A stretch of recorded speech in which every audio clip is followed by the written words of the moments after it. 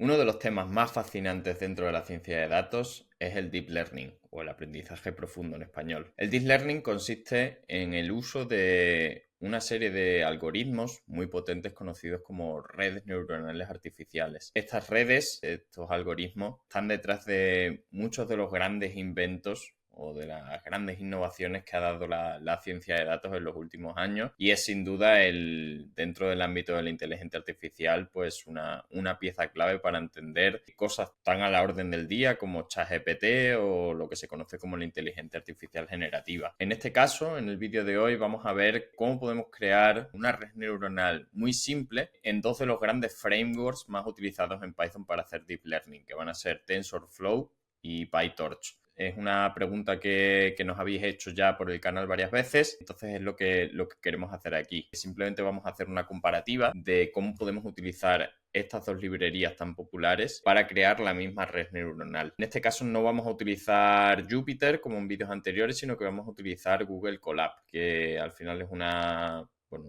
especie de Jupyter. De hecho, Colab está escrito sobre Jupyter, pero que me va a permitir aprovechar la nube de Google, en este caso para no tener que instalar tantas librerías, porque ya vienen en el environment de Colab todo lo que son las librerías de TensorFlow y de PyTorch, por lo que a la hora de implementar este cuaderno, que también vais a poder descargar aquí en la información del vídeo, va a ser mucho más fácil que podéis aplicar el cuaderno en vuestro ordenador sin teneros que romper mucho la cabeza con descarga e importaciones de librerías. Así que vamos a ello, vayamos a ver canales y esto es Garage Data Pills.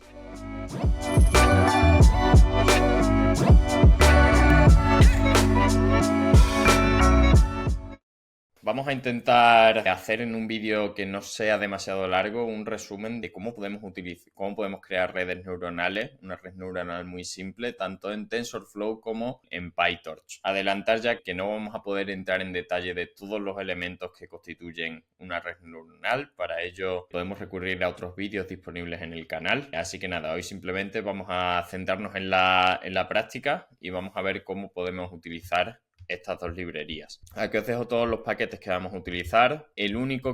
Todos están disponibles en Google Colab y lo único que vamos a tener que instalar corriendo esta línea de código es Torchmetric, que es una librería independiente de PyTorch, pero que me va a permitir pues hacer todo tipo de gestiones para hacer métricas de evaluación de mis modelos de forma sencilla. Entonces aquí lo tenemos todo. ¿Y qué es lo que vamos a hacer o qué problema vamos a intentar resolver con nuestras redes neuronales? Pues en este caso vamos a hacer un problema también muy sencillito, que es una clasificación binaria. En este caso, lo que le voy a pedir a la red neuronal es que simplemente me clasifique un output que va a poder recibir dos resultados. En este caso vamos a tratar con transacciones bancarias, utilizando para ello un dataset que lo tenéis disponible aquí en Kaggle, aunque también lo vais a poder descargar en la descripción de este vídeo, que se trata de una base de datos que se puso a disposición del público en 2013 y que contiene información de casi 300.000 transacciones bancarias. De esas transacciones bancarias lo que vamos a querer predecir es si esas transacciones son fraudulentas o no. Y aquí pues tenemos un poquito de información de esa base de datos y decir que bueno, que está sesgada, que las clases a predecir, fraude o no, 1 o 0,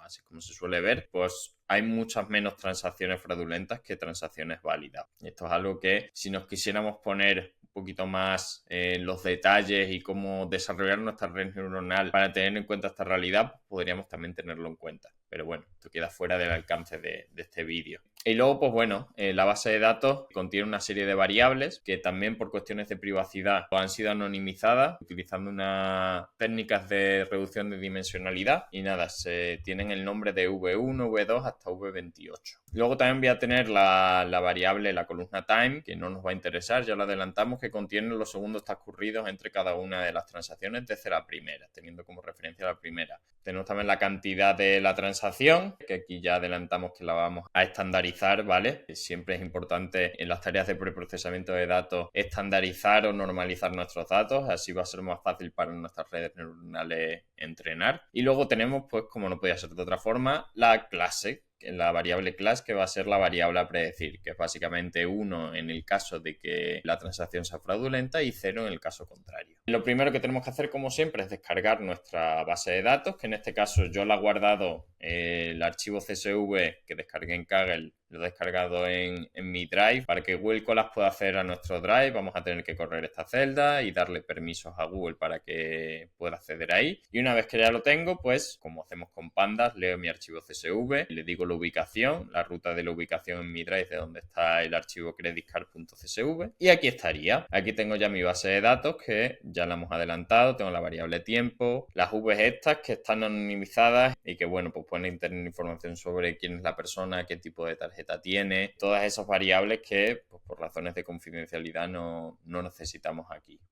Aquí tenemos un poco más de información de la base de datos y aquí lo primero que vamos a tener que hacer antes de correr nuestra red neuronal va a ser preparar nuestros datos. Como ya hemos adelantado, vamos a tener que estandarizar la cantidad, ¿vale? La variable de cantidad. Para ello voy a crear una columna nueva que se llama norm_amount y voy a utilizar la clase standard scaler de scikit-learn, que también lo vamos a utilizar. Scikit-learn es otra librería de Python que se utiliza muchísimo para hacer machine learning y que contiene algunas clases que están destinadas a tareas de preprocesamiento. Y transformo, aplico el standard scaler sobre la variable amount, ¿vale? Y aquí tengo ya mi nueva columna. Para simplificar el ejercicio voy a ya empezar a separar lo que es la X y la Y, ¿vale? La Y va a ser la variable a predecir y la X va a ser las features. Y en esas features pues me voy a cargar la variable a predecir, por supuesto, y luego también me voy a cargar la variable amount, que aquí no la tengo normalizada, y como ya dijimos, time también me la voy a cargar para simplificar el ejercicio. Cuando corro la celda, me queda aquí ya la pinta que tiene, las dos variables, las dos tablas. Aquí tengo pues las filas son comunes y voy a tener 29 features, ¿vale? 29 variables con las que voy a entrenar mi red neuronal. Y en la I, pues lo que voy a tener va a ser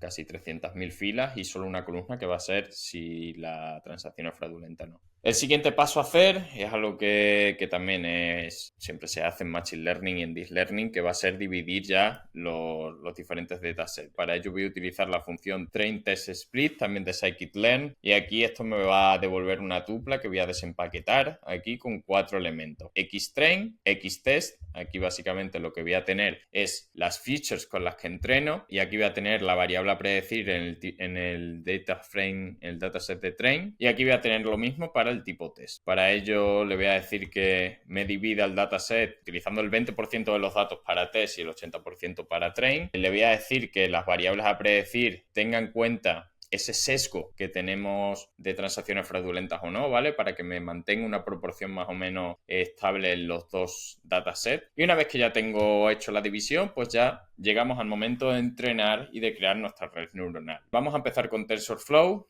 A mí personalmente me gusta más TensorFlow, me parece un poquito más una librería más simple. Podemos hacer de forma muy sencillita entrenar redes neuronales y crear redes neuronales, pero bueno, ya os adelanto que entre TensorFlow y PyTorch va a depender un poco de vuestro gusto personal y sobre todo de si estáis trabajando, pues de la herramienta que utilice vuestro equipo de trabajo. Entonces vamos a crear una red neuronal muy sencillita, ¿vale? Vamos a tener una capa input que va a recibir las variables, que en este caso pues van a ser 29, ¿vale? Las 29 variables. Y luego voy a tener varias capas, 2 capas ocultas, hidden layers que se llaman, una que va a tener 45 neuronas y otra que va a tener 30. Para crear esta red neuronal, pues voy a utilizar la clase sequential de TensorFlow, que me va a permitir crear pues esta serie sucesiva de layers. Entonces, en la primera yo creo el modelo y voy a ir añadiendo las capas, que siempre se crean con dense. Entonces, la primera, ya hemos dicho, la hidden layer va a tener 45 neuronas. Le tengo que pasar aquí el input 6, que va a ser la información de la primera capa, la de input.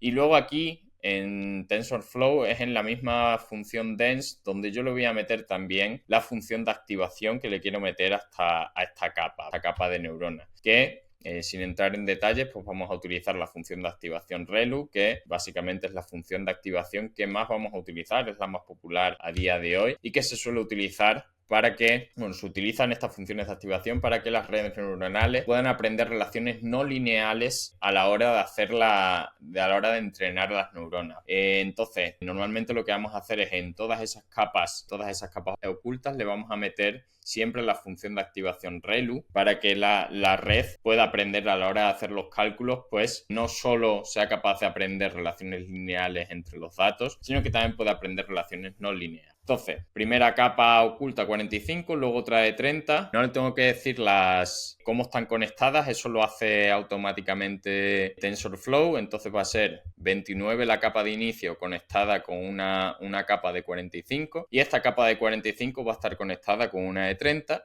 y esta capa de 30 finalmente va a estar conectada con una capa de una neurona que va a ser ya la capa output, que me va a devolver simplemente pues, el valor de la clasificación, que en este caso va a ser 1 y 0, dependiendo de si la transacción es fraudulenta o no. Y en este caso vamos a utilizar una función de activación diferente, que es la que más se utiliza cuando tenemos problemas de clasificación binaria, que es la función sigmoidea. Es una función con forma de S y todos los valores de esa función están comprendidos entre 0 y 1. ¿Por qué se utiliza esta función? Porque va a ser muy fácil utilizar la función para representar esta situación en la que tengo una clasificación binaria, de tal forma que normalmente pues valores que en esa función que estén por encima de 0,5 van a ser clasificadas como unos, y valores que estén entre 0 y 0,5 pues clasificadas como 0. Aquí tengo ya mi red y ahora me falta añadir otros elementos que también son importantes para que se entrene bien mi función. El primer caso es el optimizador. En este caso, el optimizador va a ser la función que utilice la red neuronal a la hora de hacer el backpropagation para actualizar los valores de sus valores, de sus pesos, de sus weight y al mismo tiempo de sus bias cuando hagamos la actividad de backpropagation. Al final la red neuronal lo que va a hacer es hacer cálculos que haciendo pues, operaciones matemáticas a medida que pasan los datos por las diferentes capas de las neuronas, y cuando lleguemos al final de las neuronas lo que vamos a querer hacer es comparar si las predicciones que ha hecho la red se corresponden con los valores reales. Vamos a querer saber si la predicción de que ha sido fraudulenta o no, pues ha sido lo más certera posible. Cuando a partir de esa comparación vamos a poder sacar una medida de lo bien o mal que se han hecho esas predicciones. Ese bien o mal o esa función de pérdida la vamos a calcular aquí con la función loss, que en el caso de problemas de clasificación binaria siempre se utiliza la función de pérdida de binary cross entropy. Y lo que vamos a hacer aquí con el optimizador es ver cómo podemos utilizar esta información para hacer un ajuste de los parámetros de mi red neuronal, tanto de los weights, los pesos, como de los bias. Entonces, toda esta información lo tengo aquí. El último paso para crear mi red neuronal es utilizar el método compile. Le voy a decir el optimizador que quiero utilizar, la función de pérdida que me interesa, y además también le voy a decir la métrica de evaluación que voy a decir, que en este caso voy a utilizar accuracy, que es la más simple, pero que sepáis que hay muchas otras. Y aquí termino haciendo un summary para ver la pinta que tiene mi red neuronal, y aquí tengo pues las capas que hemos dicho. La inicial, que tendría 29, que no lo ponen aquí, luego tengo una de 45, como vimos aquí, otra de 30 y por último la capa de output que tiene 1. Y aquí tengo pues, un poquito más de información.